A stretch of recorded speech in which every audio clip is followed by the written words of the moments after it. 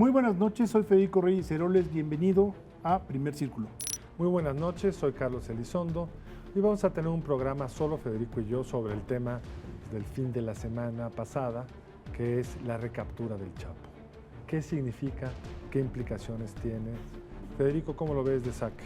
Bueno, de saque yo diría que había un enorme escepticismo de que esto fuera a ocurrir, por más que el gobierno de la República dijo en menos de un año lo vamos a tener. La verdad es que tú hablabas con la gente y nadie te decía ya están cerca. Incluso, insisto, a pesar de que hubo 2 o 3 acercamientos, la gente no creía que esto se fuera a dar y sí fue una sorpresa, ¿no? Incluso toda esta entrevista, película que estaban armando Champagne Sí. y Kay del Castillo, se asumía que no lo iban a encontrar nunca. Y en el imaginario de por qué se había escapado es que lo habían soltado, tenía tanto poder, lo cual implicaba que nunca lo iban a poder recuperar. Entonces, en ese sentido es un éxito, a mi juicio, rotundo del gobierno. Esto puede realmente pues acreditar a las instituciones frente al mundo, Carlos, porque quedamos en ridículo después de la fuga. El ridículo, ¿no? ahí está, porque la fuga fue fuga. Fue fuga, sí. Qué bueno que lo encontraron, habla bien de las instituciones. Ahora, esto nos lleva al otro tema inmediato. ¿Es conveniente que extraditen al Chapo? Si uno ve algunas de las columnas del día de hoy, hay quienes dicen, no, sería un ridículo mandarlo a Estados Unidos porque sería una muestra de que no confiamos en que nosotros podemos sostenerlo en la cárcel y que debemos dejarlo acá para mostrar que nuestras cárceles funcionan.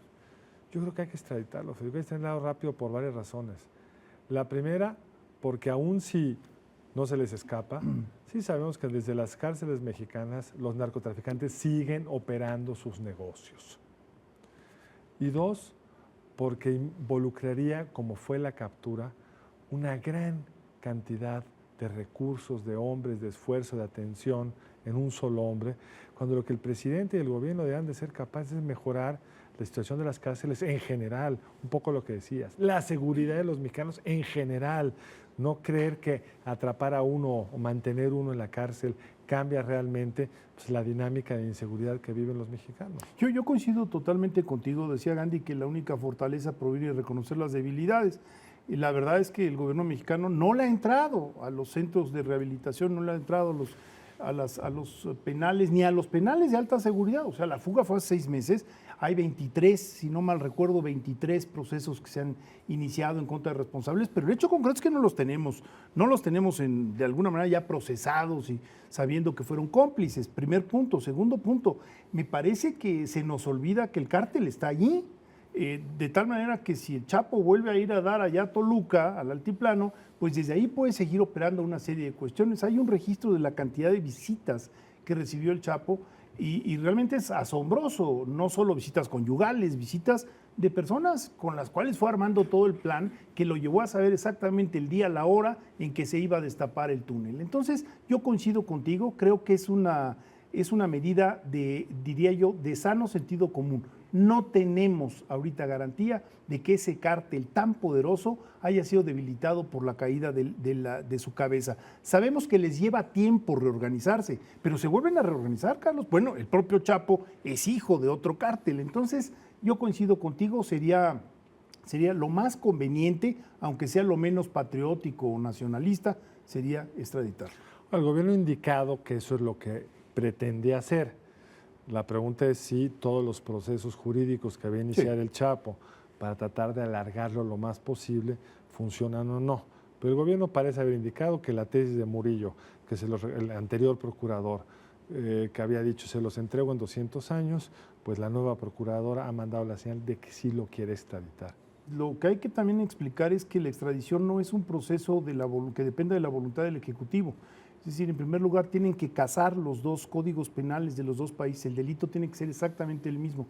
Parece que en el caso del Chapo se podría, pero no es un acto de voluntad. Entonces, también decir lo vamos a extraditar es un poco arriesgado. Primero habrá que ver cómo de hecho, la PGR procede. fue cuidadosa. Vamos a estudiar la petición de extradición y apoyaremos en la medida de lo que el derecho permita o algo así, la misma, porque el Chapo tiene derechos. Sí, tiene derechos, y los puede tratar de hacer válidos a través de un amparo, ¿no?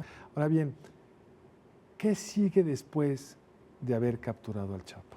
¿Qué sigue? Yo lo que creo que sigue es darnos cuenta de que el Estado mexicano sí puede acreditar ante el mundo que está haciendo un esfuerzo notable, porque después de la fuga del Chapo, la verdad es que todo esto se vino al suelo, se cayó como un castillo de naipes. Entonces, creo que después de esto hay un momento de autoridad moral por parte del gobierno de la República, del régimen, para poder convocar rápidamente a una discusión sobre qué se puede hacer en el largo plazo. Y después, bueno, yo creo que la reacción por parte de los Estados Unidos en el sentido de decir, este señor es un vanidoso, engreído, que sale a decir que es el principal introductor de todo este tipo de drogas al país y que tiene submarinos y que tiene aviones y que tiene hasta carretas, diría yo, bueno, los sulfuró, pero es la verdad. O sea, es el principal narcotraficante del mundo. También se incriminó.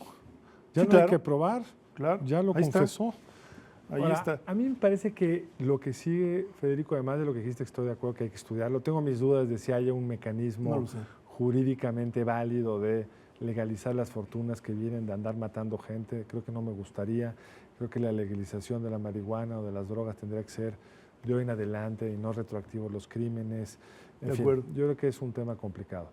Pero yo creo que la señal que sí mandó el gobierno, y esa es la que tiene que poder aprovechar, es cuando el gobierno va tras alguien, lo encuentra.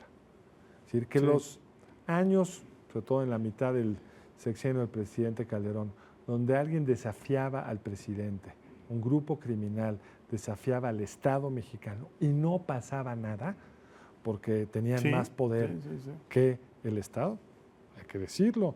Chapo se fugó con el panismo y el panismo nunca lo recapturó. Fox no lo logró en 180 días y Calderón no lo pudo hacer en todo su sexenio, digamos. No pudieron ninguno de los dos. 180 días fue lo que tomó este gobierno recapturarlo. Ahora, esa señal la tienen que estar viendo los narcotraficantes. Digamos.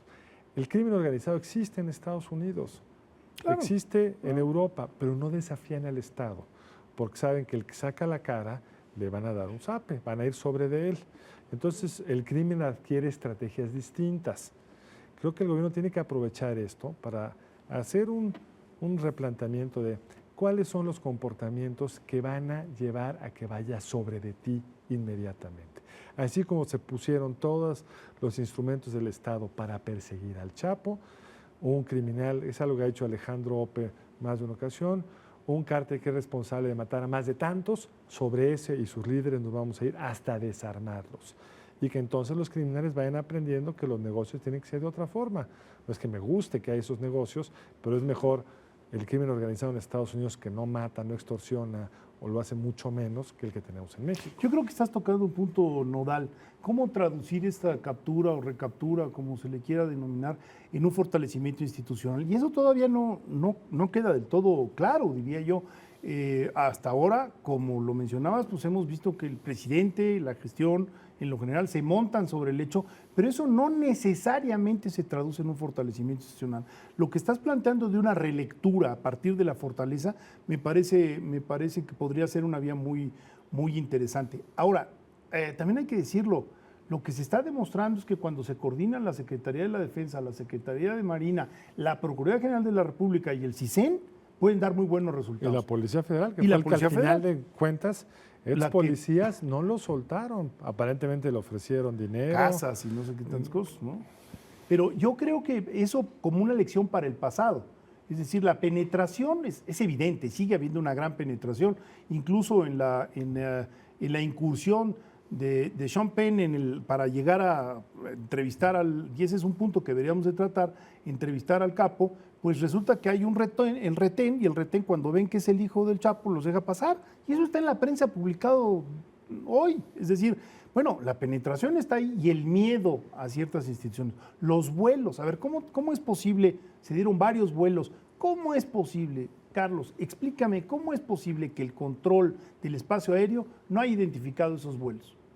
Hay una serie de pistas, son muchas corrupciones no tan pequeñas que les facilitan su andar por todas partes. Yo creo que hay todavía, insisto, todavía mucho trabajo para... Tienes toda la razón, pero sí tenemos, cosa que no teníamos antes, creo que el cuerpo clave son estos militares de un cuerpo de élite de la Marina, que han sido enormemente eficaces por una segunda ocasión, que tienen las capacidades institucionales, físicas y morales como para no ser seducidos por el dinero del Chapo, para no ser amenazados por el Chapo, y que lo han resuelto.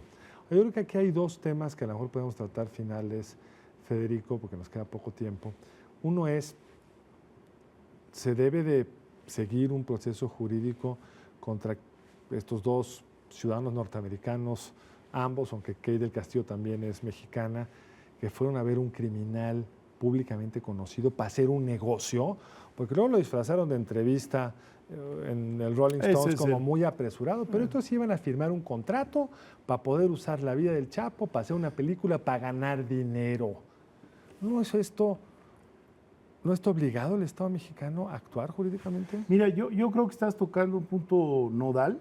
Si el Estado mexicano siente, si la gestión siente que tiene el respaldo ético, moral, debería de proceder. Si uno lee el artículo 208 del Código Penal Federal, se da una cuenta de que procede. A ver, recuérdanoslos. Bueno, es, digamos, el ensalzar un acto delictivo, para ponerlo en términos no jurídicos, ensalzar un acto delictivo que puede tener repercusiones en la repetición de hechos similares, es un delito. Y está tipificado. Tipificado en 208 del Código. Entonces, bueno, yo creo que por lo menos se debería de estudiar. Creo que el Estado mexicano no debe de autocensurarse y decir no voy a investigar. ¿Por qué? Porque ella es una actriz muy conocida, él representa a Hollywood, son, digamos, de estos radical chics que tienen todo el apoyo de la prensa internacional, hay que decirlo, y que tienen simpatías por todas partes de Pero los si hubieran ido a radicals, entrevistar a Osama Bin Laden, ¿cómo les hubiera ido? Ándale. Bueno, yo creo que en los Estados Unidos en ese sentido no se andan con juegos, o sea, proceden incluso en el exceso. Ahora, aquí hay una especie de síndrome 68.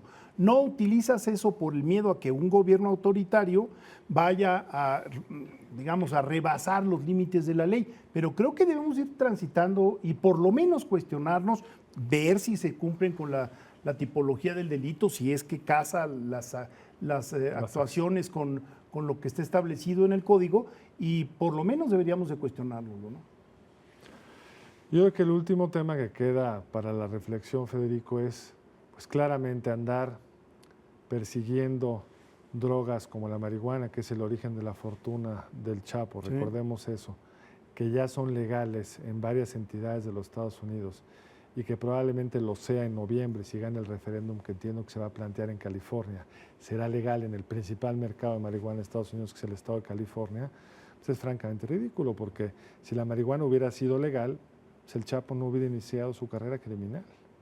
Así es, y yo creo también, después de este capítulo, Carlos, que no debemos de resbalar en una especie de relativismo moral. Decir, ay, caray, pues sí se vale que los grandes actores, porque tienen una especie de licencia por su excelencia actoral o profesional, puedan incurrir en estas cuestiones donde simplemente se les olvidan los muertos. O sea, perdón, pero esto, como decías, es un acto, para ellos es un acto comercial, no ético, no moral. Y eso no podemos, en eso no podemos caer en flexibilidad. La entrevista trata al Chapo como un héroe que no creo que sea. Pues buenas noches, muchas gracias por acompañarnos aquí en Primer Círculo. Muy buenas noches, los esperamos la próxima.